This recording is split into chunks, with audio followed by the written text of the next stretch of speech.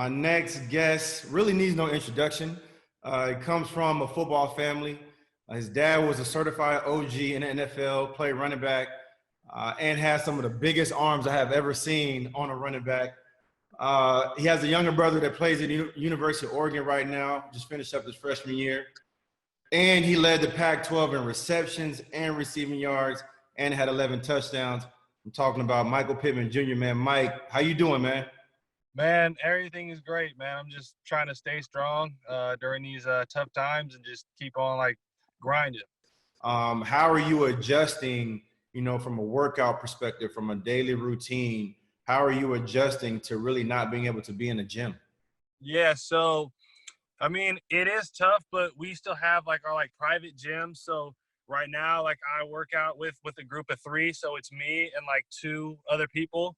And we do a great job of wiping down racks. We wash our hands before we wear masks, and then I come out and do field work, and that's a group of 5 at most. Yeah. And we just wear our masks and we keep our distance. We're not all shaking hands, we're not catching passes, we're just working on footwork stuff. Yeah. So we're doing everything to stay safe, and still get work in.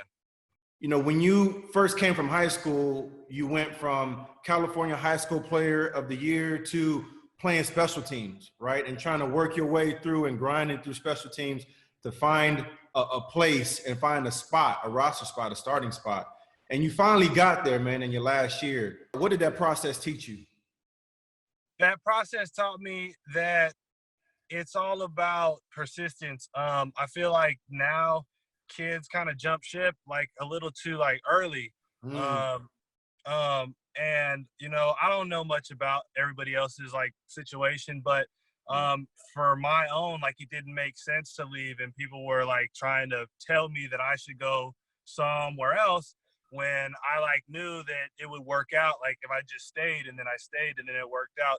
So I mean, it's just a testament to sticking with something and just seeing it through. Bruh. Honestly, the fact that you just said that is music to my ears, because I agree with you, man. I think there's some times, especially with now the state of college football, where you can just up and transfer, right? I think there are times where kids maybe give up a little too soon, too early. And then I'm not picking apart anybody's specific situation, because everybody is different, right? You look at Joe Burrow and how it worked out for him.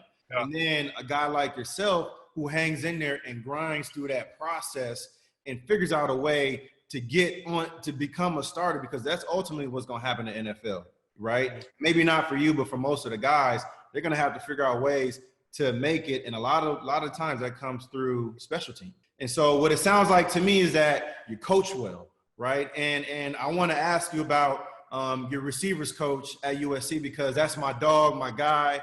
What did Kerry Colbert teach you, man, that you can that just helped you transition, man, in this year and when you had this monster year? Yeah. Coach Kerry is just a really cool, just down to earth coach. He's more informative than get on you and curse you out. I think that Coach Kerry does a great job because he has so much football knowledge, because he's played the game and he's done it well.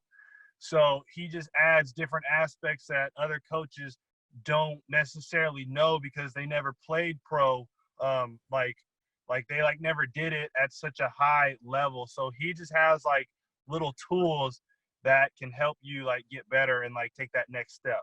I wish I could sit here and tell you right now that's true for the NFL, but there's going to be a good chance you're going to meet a coach that has not played in the NFL.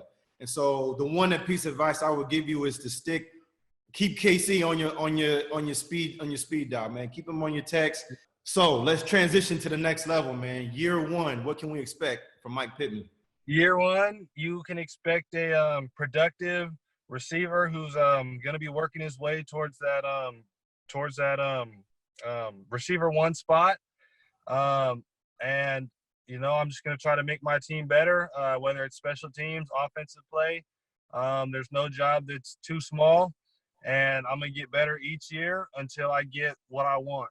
Who was the one team that you maybe grew up loving, or that you watched over the last couple of years that you would be like, man, if I got with this quarterback and I got with this team, it's game over? So I don't necessarily have a favorite team, but I do have my players that I like more because everybody just has players that they like more. So probably would be Ray Lewis, Brian Dawkins, Tyrann Matthews, Patrick Peterson, Calvin Johnson, Brandon Marshall, Mike Evans, Mike Thomas, and like Julio Jones. Yeah. So those are my are my guys. Yeah. And then all those receivers you just named are built just like you. I played with Brandon Marshall. B. Marshall was my dog. We played together in Miami.